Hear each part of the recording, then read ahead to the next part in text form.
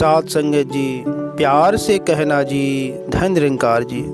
साथ संगत जी, मैं आज आप सबों को राधा कृष्ण की प्रेम कथा सुनाने वाला हूँ, जो सुनते ही आपकी आंखों से आंसू आ जाएंगे।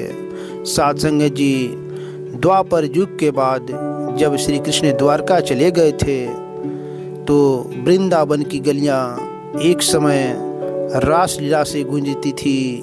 मोर नाचते थे, बांसुरी की धुन हर कोने में बहती थी और राधा रानी के चेहरे पर श्री कृष्ण का प्रतिबिंब झलकता था। पर अब वह सब शांत था। कृष्ण चले गए थे मथुरा, फिर द्वारिका, और राधा राधा वहीं रह गई। हर सुबह राधा यमुना तट पर जाती, उस पेड़ के नीचे बैठती जहाँ श्री कृष्ण ने पहली बार उन्हें बांसुरी सुनाई थी। हाथों में बांसुरी का छोटा सा टुकड़ा लिए, आंखें झील सी शांत, लेकिन भीतर गहराई से बहता प्रेम का सागर, गहराई से बहता प्रेम का सागर। गोकुल की गोपियाँ अब बूढ़ी हो चली थी, पर राधा के हृदय में समय थम गया था। लोग पूछते थे, राधे कृष्ण कब आएंगे, राधे कृष्ण कब आएंगे। राधा मुस्कुराती और कहती, कृष्ण यही हैं, बस आंखें उन्हें देखने को तैयार नहीं, बस आंखें उन्हें देखने को तैयार नहीं। शरद पूर्णिमा की रात थी, चांदनी से नहाया वृंदावन, जैसे धरती पर स्वर्ग उतर आया हो। राधा अपने झोंपड़े के बाहर बैठी थी, कानों में जैसे कोई बांसुरी की मधुर धुन फुसफुसा रही थी। अचानक एक वृद्ध साधु वहां पहुंचे। उन्होंने कहा, माँ, मैं द्वारिका से आया हूँ, कृष्ण मुझे स्वप्न में मिले और कृष्ण ने कहा राधा से मिलाओ। कृष्ण ने कहा राधा से मिलाओ। राधा की आंखों में चमक आ गई, पर उन्होंने अपनी आवाज को धीमा रखा। क्या कह रहे थे मेरे श्याम, राधा ने पूछा। साधु ने धीरे से उत्तर दिया। उन्होंने कहा, राधा अब भी मेरी प्रतीक्षा कर रही है। जब समर्पण का अंतिम पल आए, मैं स्वयं आऊँगा उसे लेने, मैं स्वयं आऊँगा उसे लेने। यह सुनते ही राधा मुस्कुराई, जैसे भीतर कुछ टूटकर फिर जुड़ गया हो। उस रात राधा ने पहली बार द्वारिका का रुख किया। सब लोग हैरान थे। राधा जो वृंदावन की आत्मा थी, वह अब चली जाएगी। लेकिन राधा ने कहा, जहाँ कृष्ण है वही मेरा वृंदावन है, जहाँ कृष्ण है वही मेरी वृंदावन है। वह अकेली नंगे पांव द्वारका की ओर चल पड़ी। महीनों बीत गए, रेत पत्थर धूप कुछ भी उन्हें रोक नहीं पाया। एक दिन द्वारका के द्वार पर पहुंची। राजमहल में जब कृष्ण को सूचना मिली कि राधा द्वार पर है, वह चौंक उठे। बरसों बीत गए थे, वह अब एक राजा थे।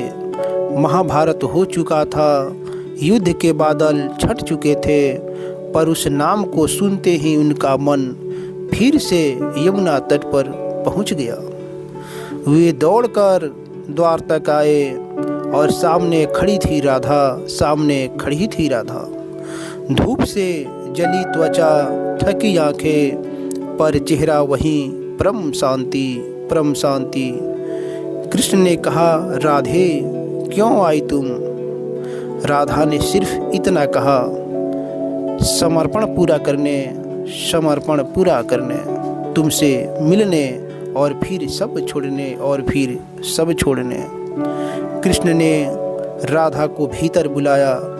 द्वारका का राजमहल राधा के कदमों से पवित्र हो गया।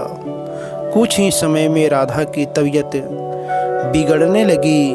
वह जानती थी अब चलने का समय हो गया है। कृष्ण उनके पास बैठे। पहली बार वर्षों बाद उन्होंने वही बांसुरी निकाली और वही राग छेड़ा। राग राधा राधा राधा। राधा ने आंखें बंद की, जैसे जीवन का सारा भार अब उतर रहा हो। कृष्ण बोले, राधे, क्या तुमने मुझे कभी छोड़ा? राधा मुस्कुराई, नहीं श्याम, बस प्रतीक्षा की, बस प्रतीक्षा की। हर श्वास में, हर अश्रु में, हर रात की चुप्पी में तुम ही तो थे, तुम ही तो थे। बांसुरी की धुन धीमी हुई और उसी के साथ राधा की सांसें भी धीमी हुई, उसी के साथ राधा की सांसें भी। कृष्ण ने धीरे से उनके सिर को गोद में रखा।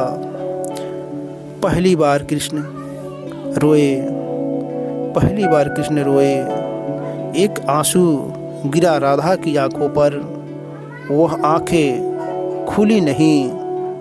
एक आंसू गिरा राधा की आंखों पर, वह आंखें खुली नहीं, लेकिन वह मुस्कुरा रही थी। राधा मुस्कुरा रही थी। शायद उन्होंने अपने कानों से वो अंतिम राग सुन लिया था, जिसे सिर्फ प्रेम का चरम ही सुन सकता है, जिसे सिर्फ प्रेम का चरम ही सुन सकता है।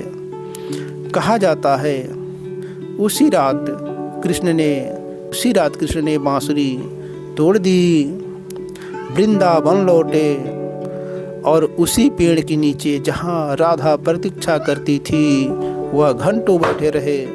कृष्ण घंटों बैठे रहे। कोई न रास हुआ न युद्ध।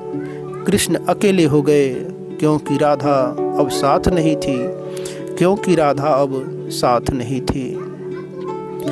प्रेम वो नहीं जो साथ होने से पूर्ण हो, प्रेम वो है जो प्रतीक्षा में भी समर्पण पाले, प्रतीक्षा में भी समर्पण पाले। राधा और कृष्ण का प्रेम भले ही सांसारिक रूप से पूर्ण न हो सका, पर आत्मा से वह एक हो चुके थे, पर आत्मा से वह एक हो चुके थे। तो साथ संगत जी, बड़े प्यार से कहना जी, धन निरंकार जी।